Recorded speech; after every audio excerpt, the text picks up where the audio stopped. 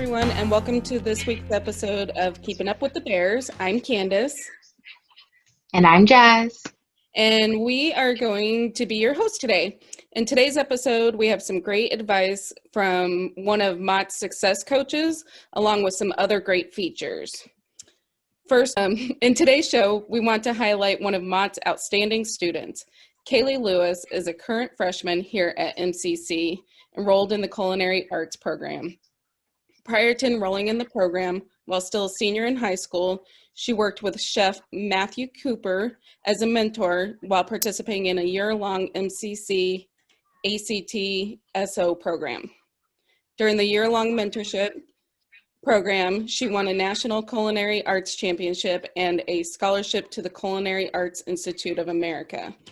Due to the pandemic and not being able to take her training in person, she did her mentorship with Chef Cooper virtually.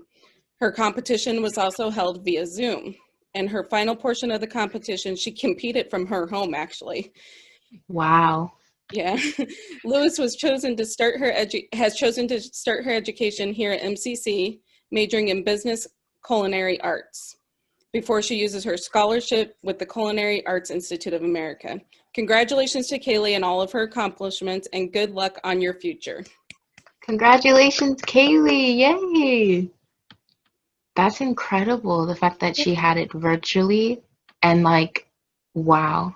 Yeah. Wow. She did compete in a couple different rounds to get to that point, to the national level.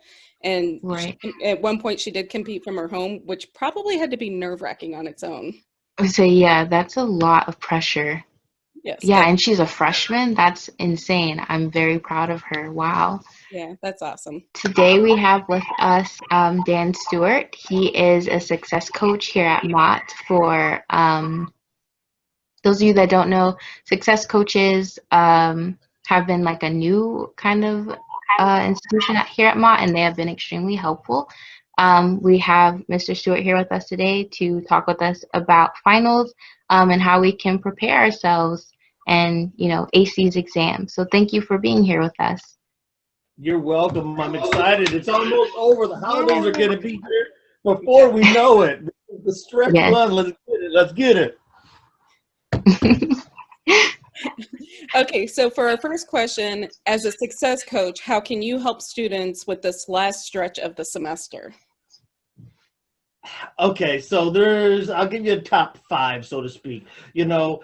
One thing is technology and resources. Always make sure you have a backup plan. And if you need some help with some resources, a lot of people don't know, but you run into something, your computer breaks, we might be able to hook you up and get you some internet problems. Well, if you don't ask, you're not going to know what we can do, so always have a backup plan, especially with technology, because internet goes, have another place where you can go and do something.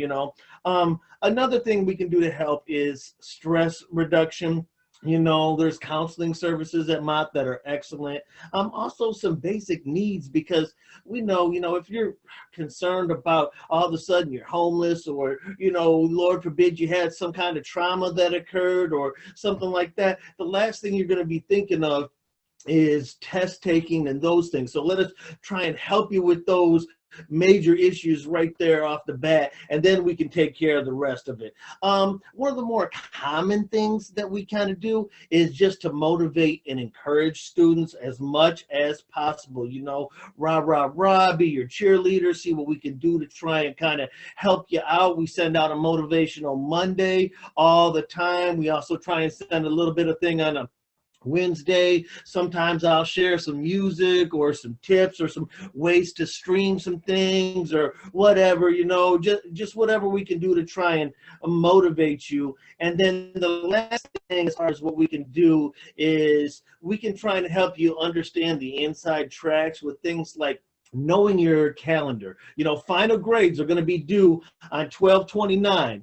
The 29th of December, everybody, the grades are going to be out there. And I don't know about anybody else, but when I'm in school, I always want to know what grade I got and how I actually did. So, you don't have to check on the 25th, the 26th, 26th. They're not going to probably be there till the 29th, but they have to be there by then. So to know some of those deadlines and just to kind of give students that inside push and that inside nudge, and again, just encourage you that you can do this. And you know, the last one, which is a bonus, reach out if you have any questions, because you don't know what I can do and whether we can help if you don't ask, right?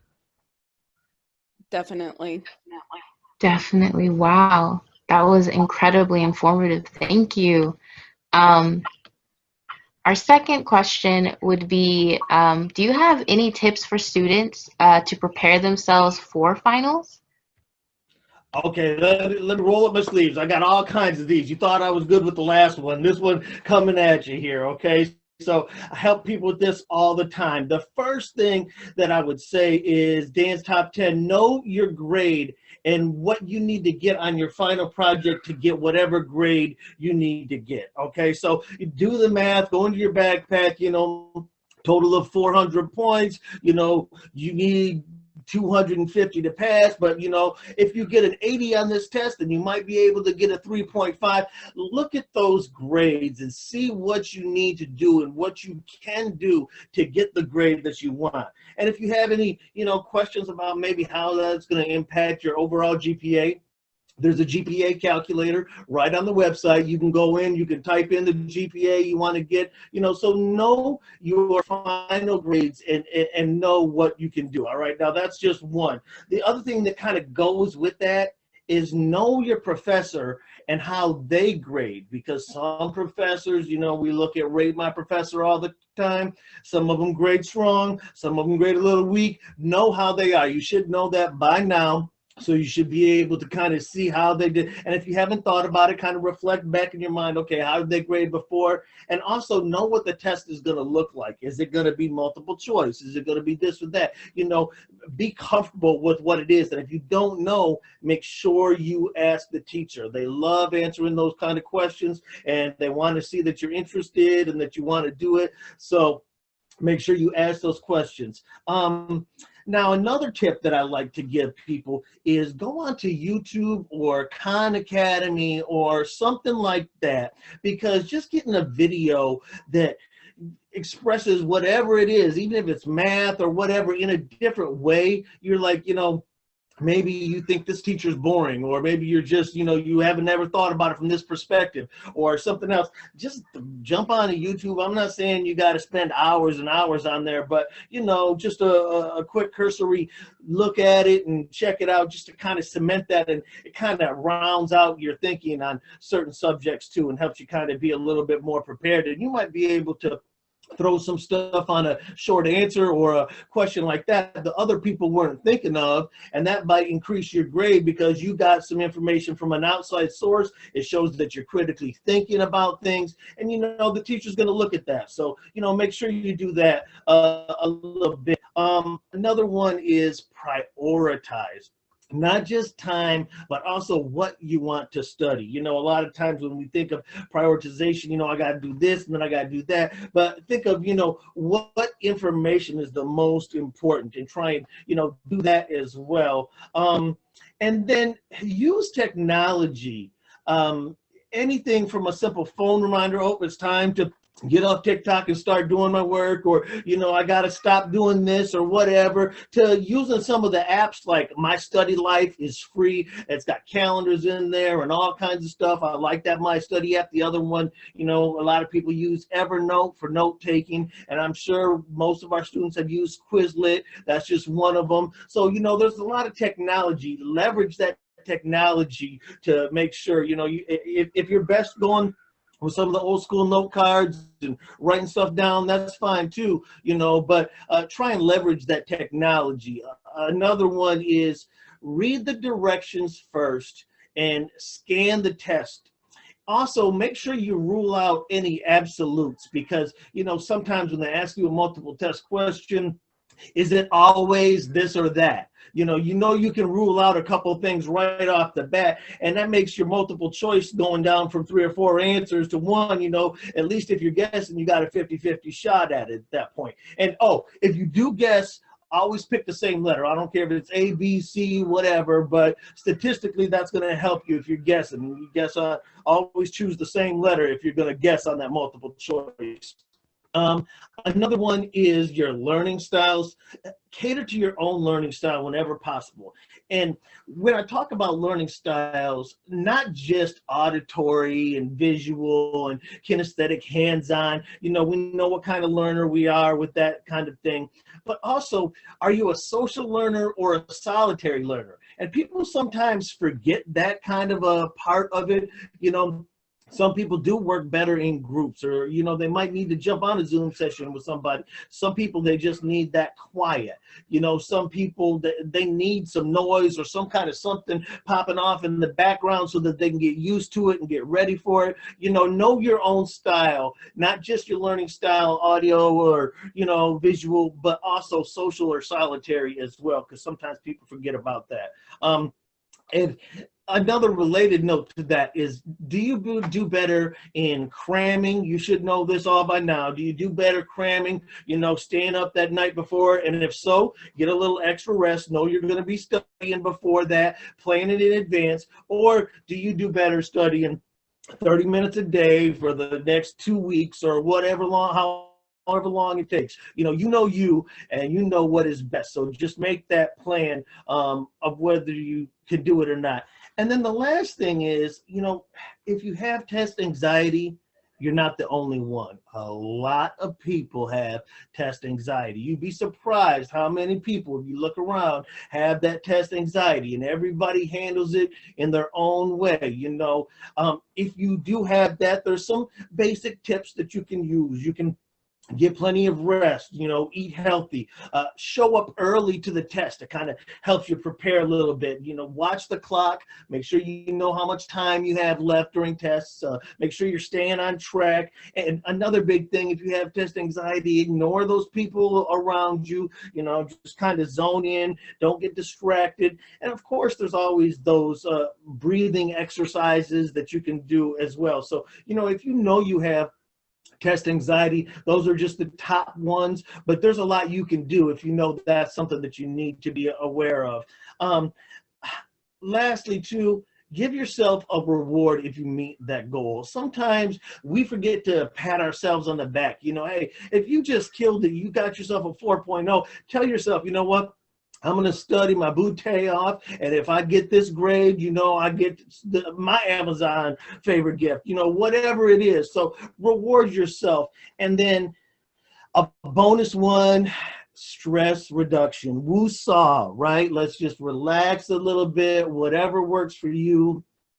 I prefer exercise. Naps are good. Eating junk food. They got rage rooms. I'll go to a rage room and do a couple of those, smash some stuff up, whatever you got to do, but reduce the stress and do your best to reduce the stress. And again, I just want to say, if you have any questions, you need any help, reach out. We got you. We got you. Thank you so much for having me today. I really appreciate you. Yes, that was amazing. Thank you so much. So much great information, so many great tips. I will be using a lot of these because I have been stressing over finals. Thank you. Yes, thank you. And I do have to say, you must be in the brains of all the nursing students, because your very first comment on calculate what you need to get a certain grade, we all do it in the nursing program. I can guarantee you, we do it on a daily basis just about. You got to get that 80. You got to get in there, yo. That's right. Thank you again very much. We really do. Yeah, thank you so much. Everybody, thank you for having me. Yeah. Thank you. Bye. Bye. Okay, so on this edition of Keeping Up with the Bears, our alumni corner, I am going to speak with Kenzie Bartlett, and she's going to give us a little bit of information about graduating from the Mott nursing program. Hi. Like you said, my name is Kenzie Bartlett. I graduated from Mott almost exactly 3 years ago to the date, in December 2017. From there, I kind of packed up my life and I moved to Tennessee. I was hired into a hospital here through their nurse residency program in Nashville. So I'm currently working at Centennial Medical Center in the cardiac ICU, now turned partial COVID ICU. I think that working in an ICU during a pandemic is more challenging than any of us anticipated it would be. You still have the same challenges as far, like it's just a difficult unit to work in at baseline. And there's a lot of extra challenges related to like PPE supply and conservation, kind of regulating family traffic or limiting visitors, or also just like the clinical presentation of COVID patients is very different from normal patients. And it's not been studied and we don't know why. So like, for example, they're coming in and their blood is clotting easier, or their blood gas levels are unlike anything the doctor's ever seen before, and they don't tolerate correcting them quickly.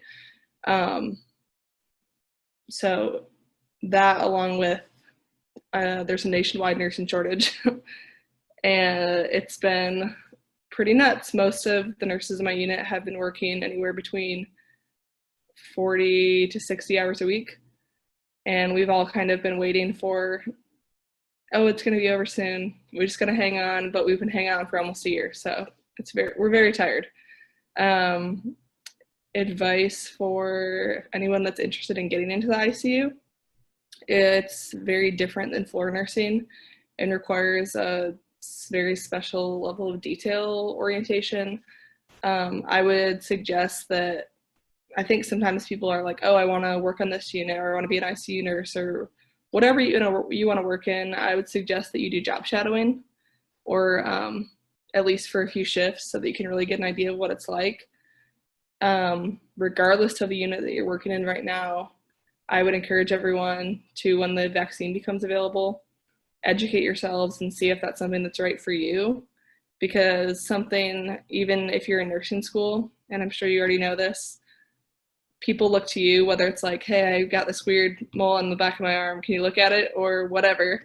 Yep. People are going to look to you now, and you have a role in your community and kind of a social responsibility that people are going to be asking you those questions. And even though you haven't even taken your NCLEX yet, people are going to be like, should I get the vaccine? Should I do this? And this is a very pivotal moment that you have an opportunity to make a difference. Awesome. Do you have any other questions? No, that was it. Thank you very much, Kenzie, for joining us. Hi, Mott Bears. It's Jaslyn, and here on Around Town for our segment today, we're going to be talking about a holiday magic show called Christmas at Crossroads that Genesee County Parks actually hosts. So it's from 5 p.m. to 9 p.m. and next week and the week after for the days of December 17th to December 24th and December 26th to December 30th.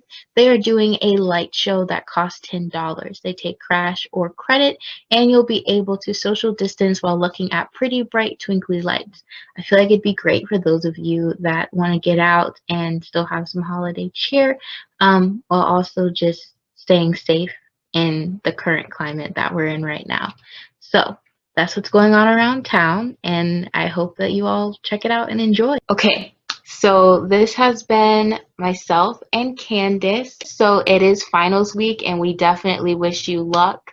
Definitely to the nursing students out there, I really hope you have a great finals week. Candace, you said it started when? Thursday is when your finals start? Mine is on Thursday, so some of them probably start Wednesday, Thursday, into early next week. Yeah, I am wishing all of you a ton of luck. Also, please stay safe and wear a mask. I know it's the holidays. I know we're almost out of 2020, but we want to make sure that people are, still healthy and can ring in the new year at their best. And finally, I hope you enjoy your holiday break. I know it's been a long year. This has been an unprecedented year, and I know all of our students at Mott have been doing incredibly amazing things. So I just want to make sure that all of you are safe. Candace, anything to add? Nope, just happy holidays. However you celebrate it, just happy holidays to everyone, and good luck on finals. We wish everyone great success. Yeah, thank you. Bye. Bye.